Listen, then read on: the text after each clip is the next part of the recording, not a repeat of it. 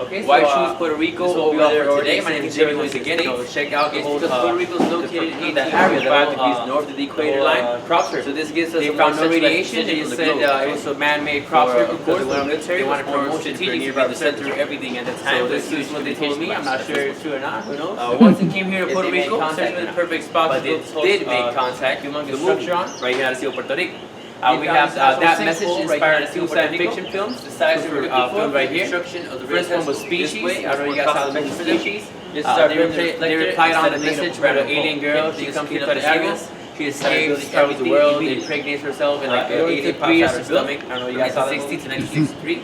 After this, they filmed the movie Contact with Jodie Foster and McConaughey. They filmed like the first half of the movie right here. Observation deck, 305 meters. They stayed at the cabins where the scientists 38,778 panels come in. Right here. A lot of scenes, a lot of shots. These panels are made of aluminum with like travel like light years away. Like can go through communicating with aliens. They told her how to build a huge communication device. So this maintains the sinkhole again, so it doesn't erupt.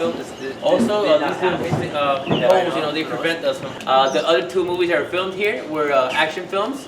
We have GoldenEye from the James Bond series. You guys saw GoldenEye with Pierce Brosnan. He was like the least favorite James Bond, I guess. He was actually scared of heights.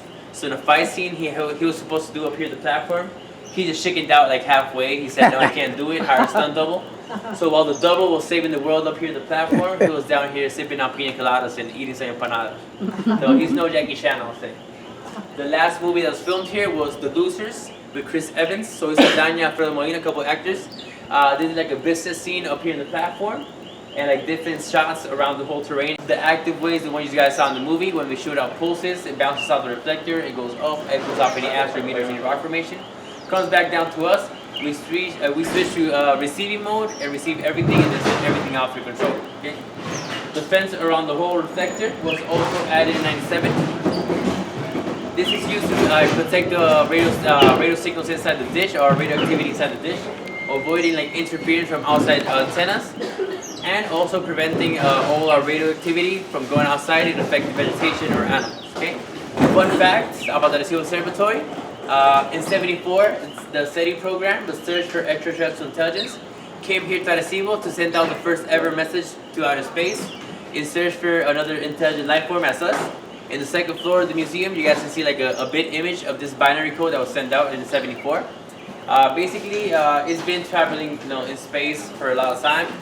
We have not received a reply from this message that I know of. I'm a simple employee here, so who knows? In 2001, they supposedly received a huge crop circle reply over Britain.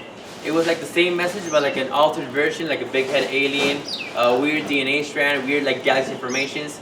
People were excited for this. Some people flew inside, flew outside there, camped in the area, taking to your leader, waiting for someone to connect the towers to the platform. That small piece weighs 66 pounds. Each cable weighs 10 tons. Okay.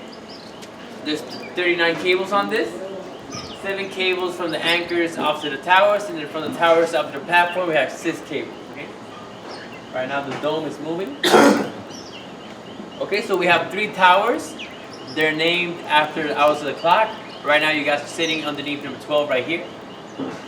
To your left you have tower number 4, and to your right we have tower number 8.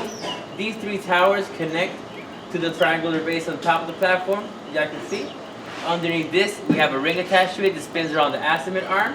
Azimuth arm is the one that's moving right now, is the arc form. The azimuth arm does a 720 degree spin to either side, so 2 spins to either side, and holds on to the dome and the antenna. These 2 elements can slide up to the edges or into the center. That way, by rotating and moving those 2, they can pinpoint any area of the reflector they want. Okay. To your left, we have the line antenna going 100 feet straight down. That's the 430 megahertz antenna. It works at a 430 megahertz frequency, and it's used to studying the layers of the atmosphere. Okay. Last December 2015, they added these 6 antennas in the center of the dish. They're called the high frequency antennas. They work in a 5 megahertz and an 8 megahertz frequency. They basically just altered and boosted up the whole potential that the 430 megahertz antenna ever had. Those 6 connect with this mesh in the center. It's like a spider web. You guys can see it. It's like an additional parabolic reflector. So those 6 connect with this mesh, and then ultimately with the one on top with the 430 megahertz antenna. Okay? Right now in front of you guys, looking like a big Epcot Center from Disney. We have the Gregorian Dome. This was added in '97. Inside there are 12 antennas emitting different pulses depending on what experiments you want to conduct on, and 2 smaller reflectors that receive the information. Okay. The dome is the size of a 6-story building, so it's huge. We have 2 ways of doing experiments here. We have the active way and the passive way.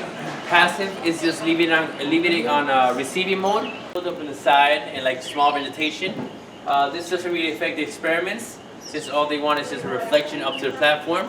And of course, the radio waves are too big, to compare to those small objects. Next to the panels, we have the special shoes they use to walk on top of the reflector. They can clean this up or whatever, or work on these 6 antennas. They're basically kind of like snowshoes, so they balance out the weight too. Okay. Why choose Puerto Rico over their already existing territories and states? It's because Puerto Rico is located 18.5 degrees north of the equator line, so this gives us a more centralized position on the globe. Okay. Of course, for the military, it was more strategic to be in the center of everything at the time with a huge communication device, as this one. Once they came here to Puerto Rico, searching for the perfect spot to build this whole humongous structure on, they found this natural sinkhole right here in ARECIBO, Puerto Rico, the size they were looking for the construction of the real telescope. This way, it was more cost effective for them just to start building the reflector instead of digging up a brand new hole. Okay, they just cleaned up the areas and started building everything immediately. It only took 3 years to build, from 1960 to 1963, and it cost only $9.5 million. That's less than any Disney movie out there. The dish is 1,000 feet, 305 meters, and it's covered with 38,778 panels. They're the ones you can see right here.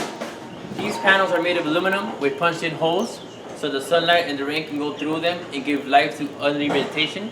So this maintains the sinkhole active so it doesn't erupt. Also, these little holes, they prevent us from... everything started off in 1958 when Bill Gordon got this brilliant idea over in Cornell University.